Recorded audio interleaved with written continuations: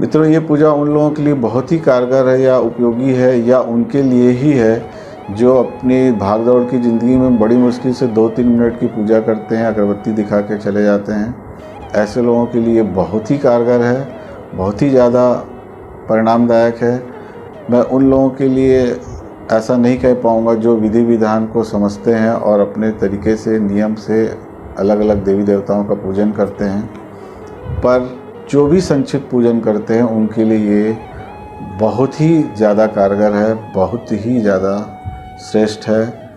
मेरा तो दावा है कि 3 महीने में ही ये प्रयास सिद्ध हो जाएगा और परिणाम की तरफ आप बढ़ चुकेंगे। हालांकि किसी भी प्रयास को फलित होने में काफ़ी वक्त लगता है, किसी भी पेड़ को बड़ा होने में, फल देने में काफ़ी समय लगता है।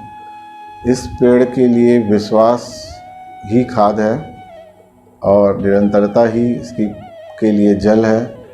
अगर ये दोनों इसे मिलेंगे तो बहुत जल्दी और बहुत सार्थक परिणाम इस पूजा से हासिल किए जा सकते हैं।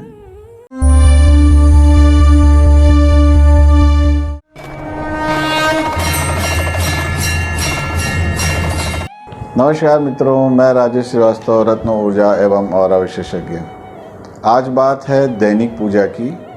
सभी करते हैं पर बहुत से लोगों को परिणाम नहीं मिल पाता, कुछ लोगों की समस्याएं बढ़ जाती हैं। इसके छोटे छोटे ही कारण हैं।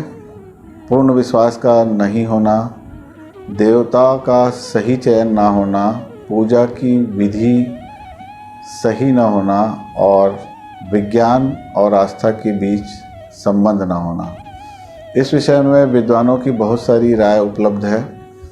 उन सब को देखने समझने के बाद जो निचोड़ मुझे मिला और जिसे मैंने भी आजमाया, वही मैं आपके साथ शेयर करना चाहता हूँ कि आस्था और विज्ञान को मिलाकर जब हम सही पूजन करेंगे तो परिणाम देर से ही सही निश्चित रूप से मिलेगा, उल्लेखनीय रूप से मिलेगा।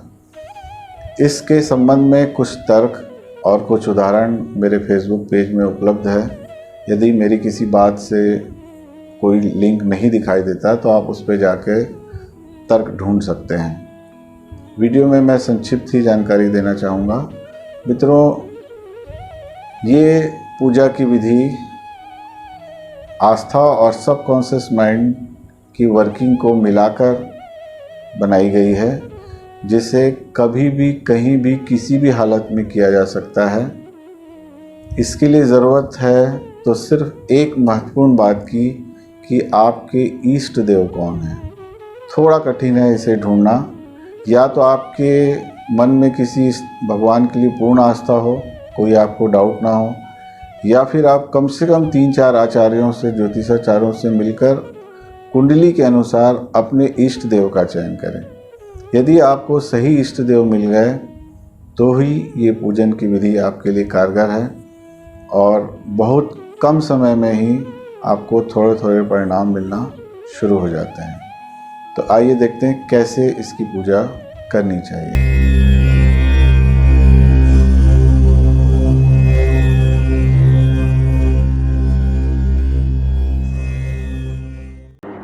इष्ट देव का चयन होने के बाद एक उनकी बहुत अच्छी सी तस्वीर, छोटी हो या बड़ी हो, आशीर्वाद के मुद्रा में हो तो बहुत अच्छा है।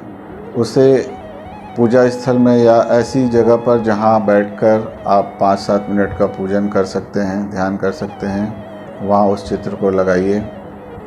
शुरुआती दिनों के लिए वहीं बैठना आवश्यक होगा। उस चित्र को ध्यान से देखिए और आँख बंद करने के बाद वो देव आपको साक्षात दिखाई देना चाहिए। ये अभ्यास का विषय है। जैसे ही आपको वो साक्षात दिखेंगे, आपको मानसिक रूप से ही पुष्प, फल आदि समर्पित करना है, उनके चरणों में प्रणाम अर्पित करना है। उसके बाद एक ही वाक्य कि जब से मैं आपकी शरण में आया हूँ सब कुछ मिल गया, आनंद ही आनंद है, वाक्य को कहना है।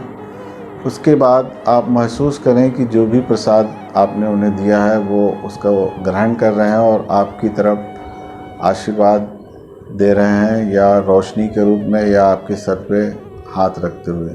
ये विषय विश्वास का है। विश्वास होगा तो ही फल मिलेगा। जब भी आप इस वाक्य को कहेंगे कि जब से मैं आपकी शरण में आया हूँ सब कुछ मिल गया, आनंद ही आनंद है, उस वक्त के लिए आपको एक छोटी सी वीडियो क्लिप दिमाग में बना लेनी है जिसमें एक बंगला होगा, उसके साइड से एक उस कार की झलक होगी जो आपकी पसंद की है। उस बंगले के गार्डन चेयर में आप सब परिवार जो भी आपकी इच्छा है वो बैठेंगे। एक तरफ कुछ नौकर चाकर आपके लिए फल फ्रूट या जूस लेकर बैठे हैं। बस इतना ही सीन बार बार देखना है। इस वाक्य और इस सीन का रिपीटेशन ही कंटिन्यू होना चाहिए। उसके बाद आप इसे सोते हुए करें, जागते हुए करें, गाड़ी में करें, कोई फ़र्क नहीं पड़ता। 15-20 दिन के अभ्यास के बाद आपके सामने ये विज़न फिक्स हो जाएगा कि आँख बंद करते ही आपको देवता साक्षात दिखाई देंगे। उनको प्रणाम करना, उनको फल फूल देना, उनसे आशीर्वाद मिलने का अनुभव करना और इस वाक्य को दोहराना कि जब से मैं आपकी शरण में आया हूँ सब कुछ मिल गया, आनंद ही आनंद है।